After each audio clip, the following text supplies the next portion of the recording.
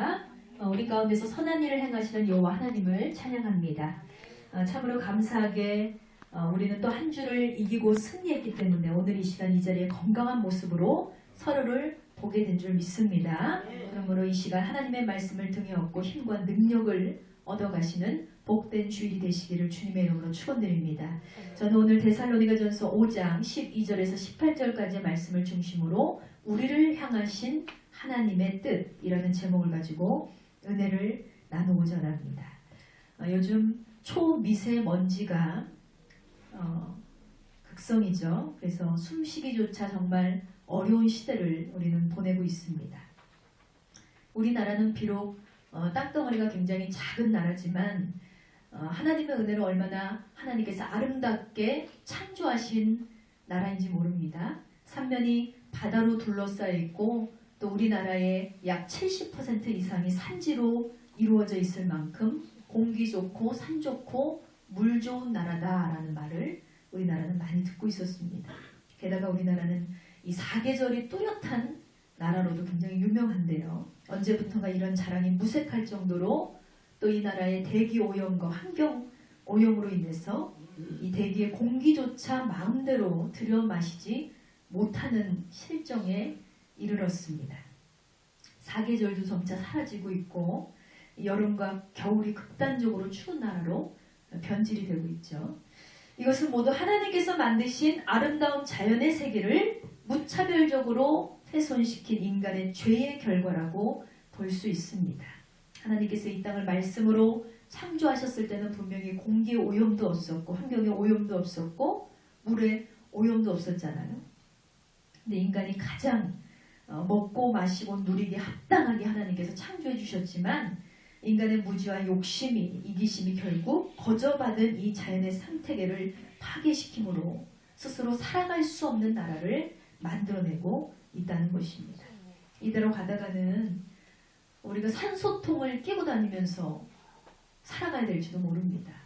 특히나 초미세먼지주의보는 여러분이 더 주의하셔야 되는 게 그 먼지 입자가 매우 작기 때문에 그 영향이 사람의 폐와 기관지뿐만 아니라 뇌에까지 영향을 미친다고 보고 있습니다. 각종 폐렴과 천식, 만성 호흡기 질환, 또 뇌졸중, 폐암으로 인해서 사망률이 높아지고 있는 실정입니다. 그러니 하나님께서 이 창조에서 거저주신 이 아름다운 환경을 지금부터라도 우리가 잘 보존하고 살리려면 각 가정마다 대중교통을 많이 이용하시고 에너지 절약도 필수고요. 우리가 진공청소기를 많이 사용하는데 예전과 같이 쓸고 닦는 우리의 실천과 노력이 더욱 필요한 때입니다.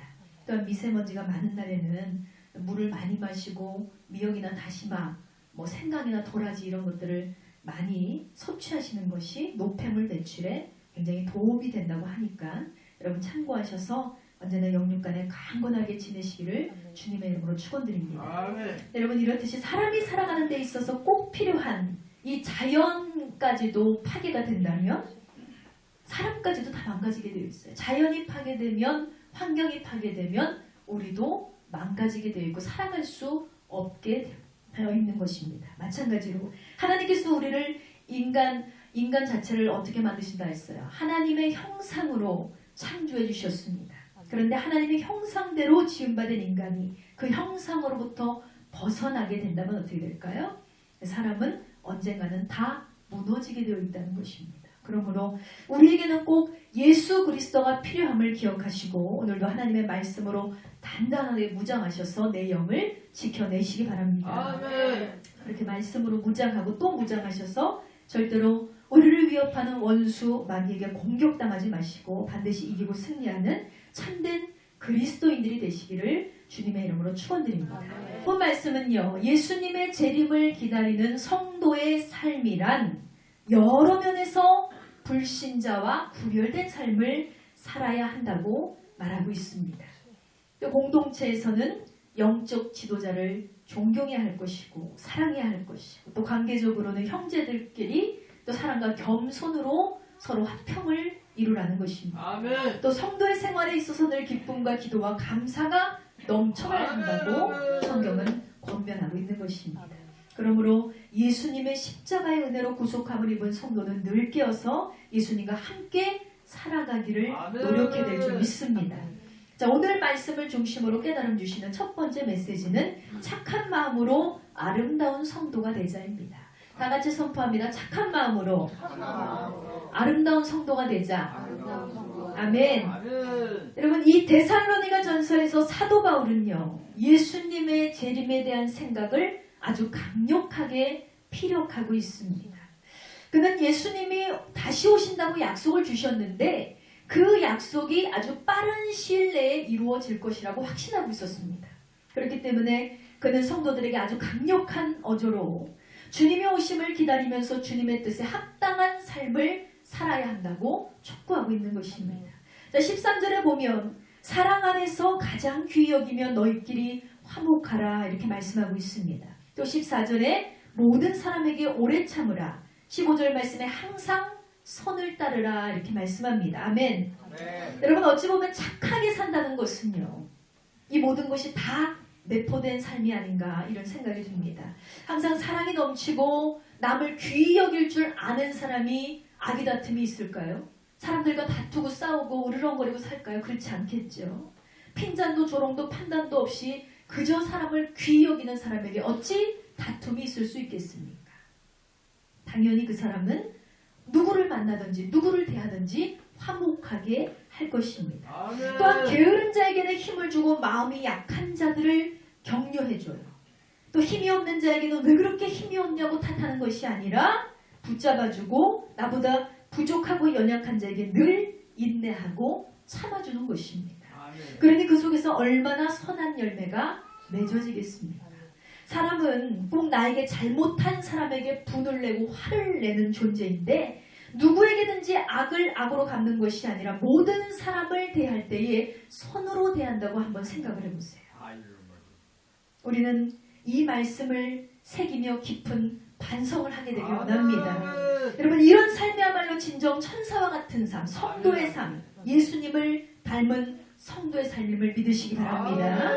그와 같이 우리가 사랑하지 못했어요. 우리가 반성해야 될 것은 이 말씀과 같이 우리는 사랑하지 못했습니다. 누구를 봐도 분을 참지 못했고, 누구하고도 화목하지 못했고, 누구하고도 사랑하지 못했고, 용서하지 못했고, 이해하지 못했으며, 이렇게 연약한 자들을 붙잡아주지 못하고 나만 생각하며 살아왔던 날들, 어떻게든 악을 악으로 갚으려 했던 매몰차게 악했던 우리의 마음들을 이 시간 말씀을 통해서 철저하게 제거해야 할 줄 믿습니다. 올 한 해는 정말 저와 여러분에게 성품의 변화가 일어나기를 주의 이름으로 축원드립니다. 인격의 변화가 일어나기를 축원드립니다. 이렇게 우리 안에 선한 열매를 맺기 시작하면요, 하나님께서는 우리의 삶을 책임져 주십니다. 우리의 성품의 변화가 일어나고 우리의 인격의 변화가 일어나고 우리가 말씀으로 하나하나 실천하며 살아가는 모습을 하나님께 보일 때에 하나님께서는 우리의 삶을 알아서 정돈해 가시는 것입니다. 이렇듯이 착하고 아름다운 성도의 삶에는요, 반드시 하나님의 명령에 순종하는 자세가 필요합니다.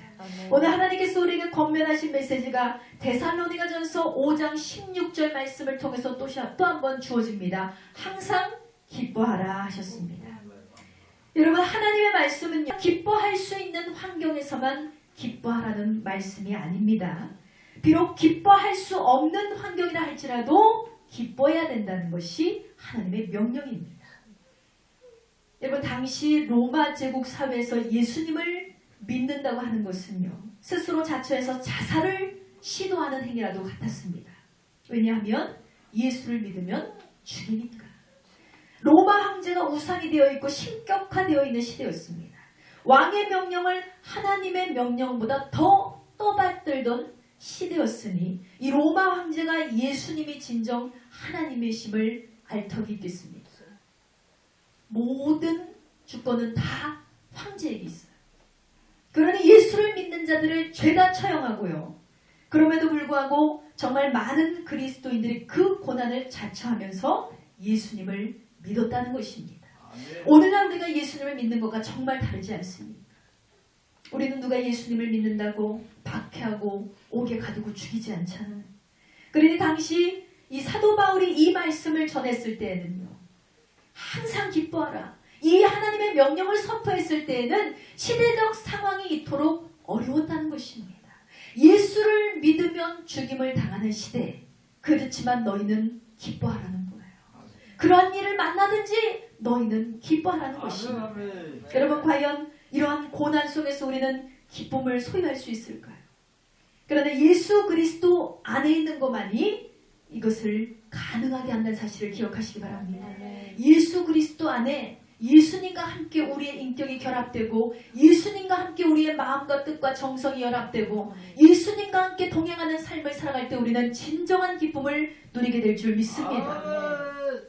우리나라의 위대한 신앙의 선조 주기철 목사님께서 신사참배를 거부당해서 심한 고통을 당하여야 했습니다.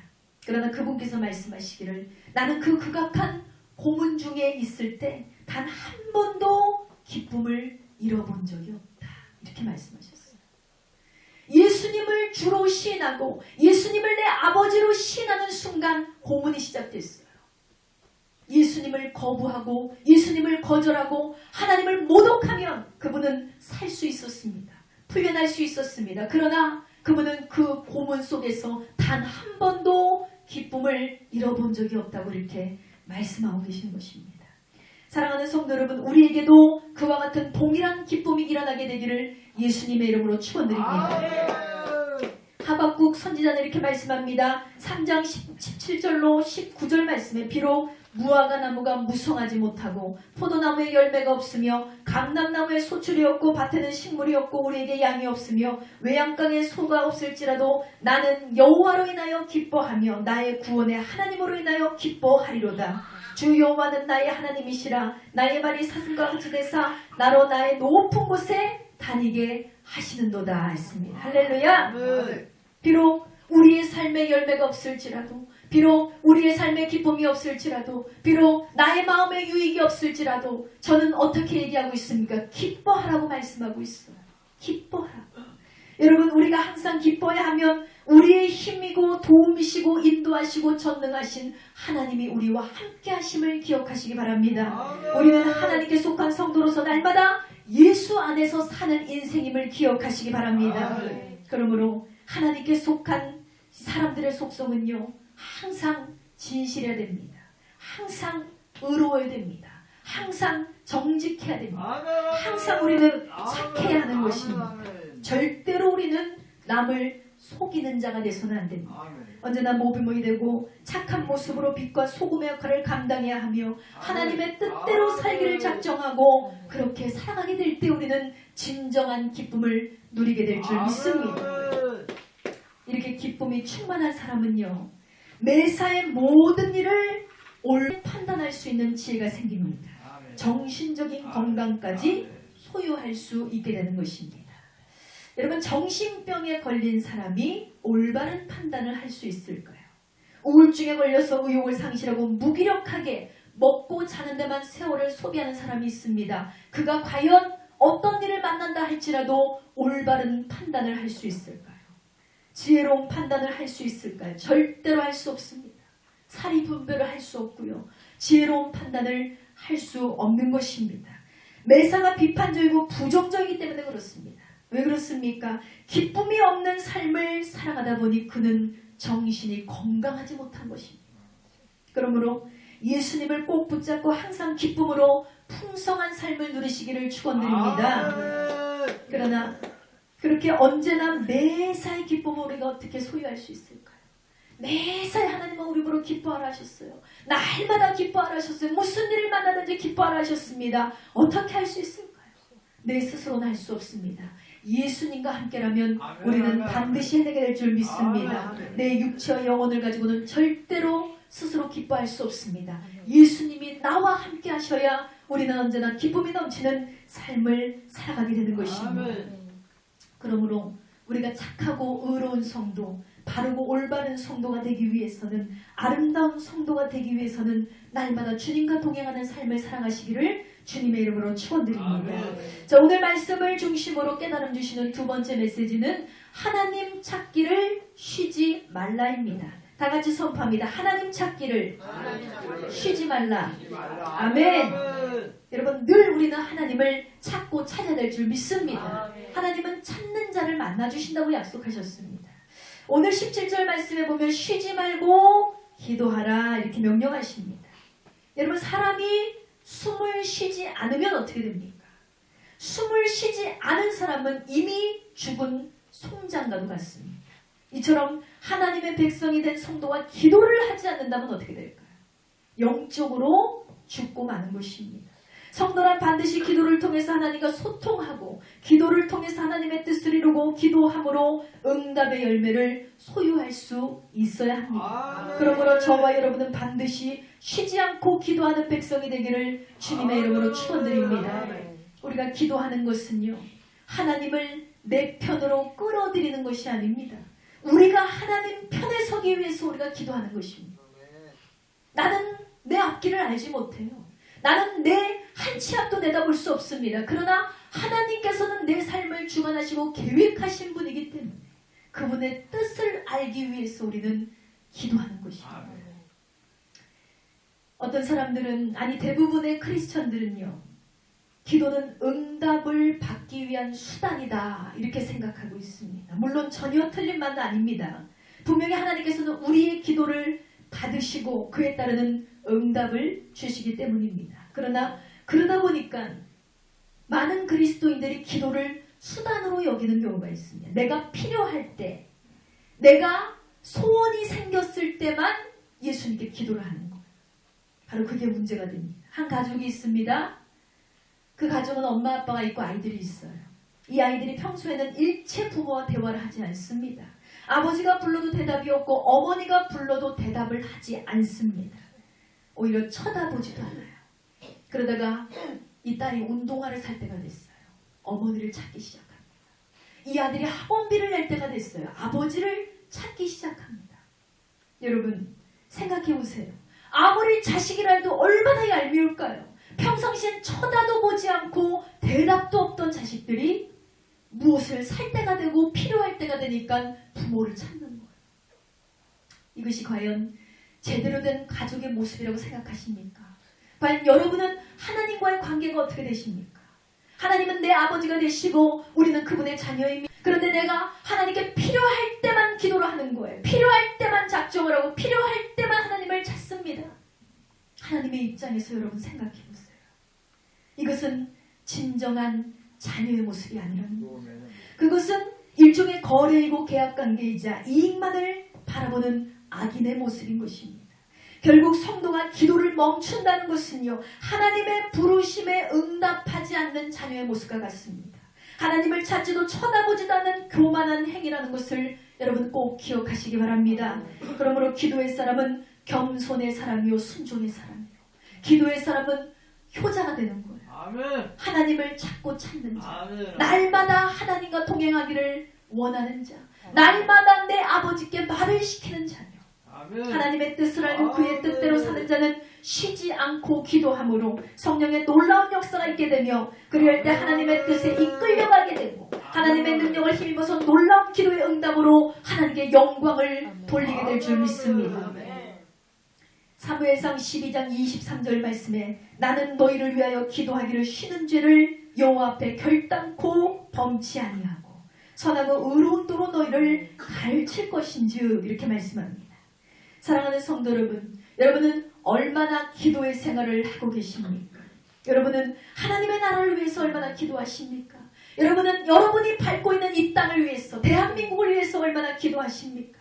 여러분은 여러분의 가족을 위해서 얼마나 기도하십니까? 여러분의 직장을 위해서 얼마나 기도하십니까? 여러분의 물질과 여러분의 영혼과 또 여러분의 아내를 위해서 여러분 얼마나 기도하십니까? 내 이웃을 위해서, 내 친구를 위해서, 이런 영혼들을 위해서 얼마나 여러분은 기도의 단을 쌓고 계시냐는 걸.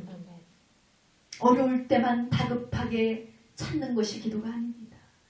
어려울 때만 위급하게 하나님을 찾는 것은 진정한 성도의 모습이 아닙니다.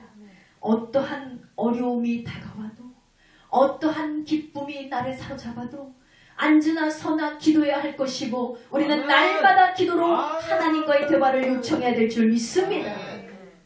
평소에 이렇게 기도의 단을 차곡차곡 잘 쌓은 사람은요, 어떤 어려움이 다가오든 넉넉히 이기는 능력을 얻게 되고 죽음도 피해가고 사고도 멀어지고 어둠도 물러가는 하나님의 강력한 보호를 받게 될 줄 믿습니다. 그러므로 여러분, 우리는 사무엘과 같이 쉬지 않고 기도할 수 있는 성도가 되었으면 좋겠습니다. 하나님께서 성령의 놀라운 능력으로 여러분과 함께 해주실 줄 믿습니다. 또한 우리의 소원과 우리의 바람이 있지요. 그것이 진정 하나님의 뜻에 합당한 소원이라면 하나님께서는 반드시 여러분의 기도를 통해서 응답해 주실 것입니다. 그렇게 하나님의 은혜 가운데 체험하시고 살아계신 하나님을 만나셔서 꼭 하늘나라 증거자로 살아가시는 저와 여러분 되시기를 주님의 이름으로 축원드립니다. 자, 마지막 오늘 깨닫게 하시는 세 번째 메시지는 범사에 감사로 완벽히 순종하라입니다. 다 같이 선포합니다. 범사에 감사로 완벽히 순종하라. 할렐루야. 우리는 완벽한 순종을 하나님께 올려드리는 자가 되길 원합니다. 데살로니가전서 5장 18절 말씀에 범사에 감사하라. 이는 그리스도 예수 안에서 너희를 향하신 하나님의 뜻이니라 했습니다. 여러분, 범사라는 말은 모든 일에, 매사에 이런 뜻을 담고 있습니다. 좋은 일이 있을 때만 감사하라는 말이 아니라 좋은 일이 생기든 나쁜 일이 생기든 모든 일에 감사라고 명령하고 있습니다. 좋은 일이 생겼을 때 사람은 어떤 생각이 들어? 내가 역시 운이 좋구나. 역시 내 실력이 여기까지였어. 역시 나는 재수가 좋네. 이러면서 우연히 일어난 기적으로 치부해버리거나 혹은 나의 영광으로 돌릴 때가 많다는 것입니다. 그러나 여러분, 내 삶을 주관하시고 인도하시는 하나님께서 그 일도 막으시면 절대로 될 리가 없어요.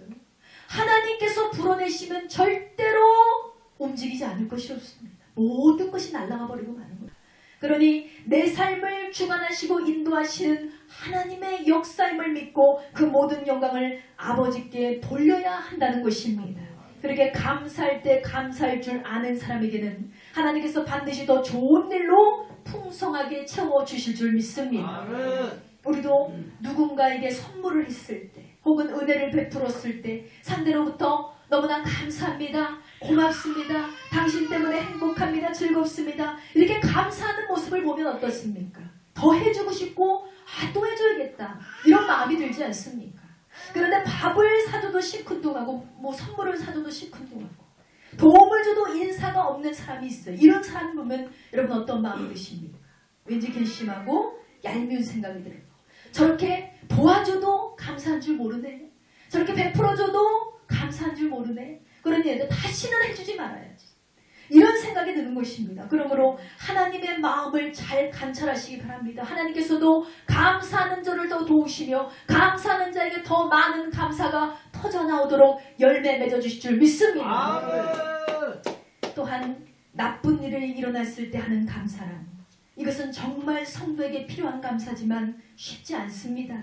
그러나 이렇게 불행한 일을 만났거나 어려운 일을 당했을지라도 우리는 하나님에 대한 감사를 잊지 말아야 된다는 것입니다. 왜냐? 하나님께서는 역전에 능하신 전능하신 하나님이시기 때문에 그렇습니다. 그러니 하나님 뭐라고 말씀? 합력하여 선을 이루느니라 그랬어요. 나쁜 일도 선한 일로, 하나님은 죽음에서 생명으로 옮기시는 분이에요. 그러니 우리가 악한 일을 만났을지라도 악인을 만났을지라도 하나님께서는 그것이 복이 되게 하시는 분임을 기억하시기 바랍니다. 실제로 제 친구가 있었던 일입니다. 이 친구가 어느 날 옷을 한 벌 사기 위해서 어느 옷가게에 들렸어요. 그런데 마음에 드는 옷을 딱 집어 사들고 가서 집에 신나는 마음으로 왔습니다. 그리고서는 거울 앞에 서서 옷을 입어봐야지 하고 다 입어봤는데 이 옆구리에 발견하지 못했던 얼룩을 발견한 거예요. 에이, 괜히 이걸 못 발견했네. 왜 이런 걸 팔았어? 기분이 확 상했어요. 어쩔 수 없이 또 가야 되잖아요. 다음날 가가지고 옷가게 들려서 이렇게 따지려고 했는데 그 친구가 올해 받은, 예수를 믿는 친구이기 때문에 올해 받은 말씀이 오늘 우리가 나눈 이 본문의 말씀이었습니다. 항상 기뻐하라, 쉬지 말고 기도하라, 범사에 감사하라. 이 말씀이 이 친구는 거울에다가 이렇게 새겨놨어요. 그러니까 이 말씀을 보고서 가서 따질 수가 없더래요. 그래가지고 이 친구가 가가지고 얘기를 했어요. 저기 제가 옷을 샀는데 여기 얼룩이 묻어가지고 이것을 좀 바꾸셨으면 좋겠어요. 아유 죄송합니다. 제가 이거를 먼저 발견했어야 되는데 오히려 겸손하게 그렇게 얘기했더니 친절하게 그 직원이 바꿔주더래요. 또 신나가지고 집에 와가지고 또 입어봐야지 하면서 거울에다가 딱 했는데 이제는 입자마자 이 단추가 여기 소매에 있는 단추가 똑 떨어지는 거예요. 입자마자. 그러더니 이 원피스니까 뒤에서 지퍼를 올려야 되는데 지퍼가 뻑뻑해서 올라가질 않아요. 이제는 정말 짜증이 나는 거예요. 아니 이딴 것을 옷이라고 팔아가지고 비싸게 샀는데 내가. 그러면서 이제 화가 탁 나는데 또 화가 싹 올라올 때쯤 이 말씀이 새겨져 있는 거울을 보게 되잖아요. 범사에 감사라고 하셨는데 이걸 어떻게 해야 되나. 비싼 돈 주고 샀으니까 가서 바꿔야지. 그래가지고 또 억누르면서 억지로 이번에는 억지로 가가지고 이 옷이 이래 해서 불량이니까 바꿔주셨으면 좋겠다고 얘기를 했더래요. 이 두 번이나 이런 일이 생기니까 이번에는 안쪽에 있던 사장님이 나와가지고 너무 죄송하다고 어떻게 이런 일이 있었냐고 너무 죄송하다고 하면서 얘기를 하다 보니까 이 사장님이 자기 이웃 사촌이었던 거예요. 같은 동네에 살아요. 그러면서 얘기를 하다 보니까 알고 보니까 자기 친오빠의 그 학교 후배였어요. 이런 일이 있어가지고 어떻게 이런 인연이 있죠? 하면서 근데요 전 참 놀랐습니다. 보통은 우리 뭐 이렇게 불량이 우리가 아무리 검수를 해도 불량이 있을 수 있는데 이런 불량을 만난 손님들은 백발백중 화를 내고 언성을 높이고 갑질을 한다는 거예요. 와가지고 이딴 걸 팔았냐고 그러면서 막 소리를 지르는데 어떻게 아가씨는 와가지고 한 번 인상을 쓰지 않고 웃으면서 오히려 내가 이걸 미리 발견하지 못한 걸 죄송합니다 하면서 이렇게 친절하게 얘기하는 모습을 보니까 너무 놀랐다고 이런 얘기를 하더래요. 그러면서 얘기하는데 이렇게 된 것도 같은 동네 사람이고 또 우리 또 학교 선배님의 또 동생이니까 내가 이렇게 인연이 된 거 너무 내가 너무 마음이 좋아서 앞으로는 우리 가게에서 옷을 사시면 다 원가로 해드리겠습니다. 이렇게 얘기를 했다는 거예요. 그래서 이 친구는요 매년마다 철이 되면 옷이 없다고 옷을 사는 친구인데 너무너무 기뻐가지고 저한테 간증을 하는 거예요. 내가 하나님의 말씀을 지켰더니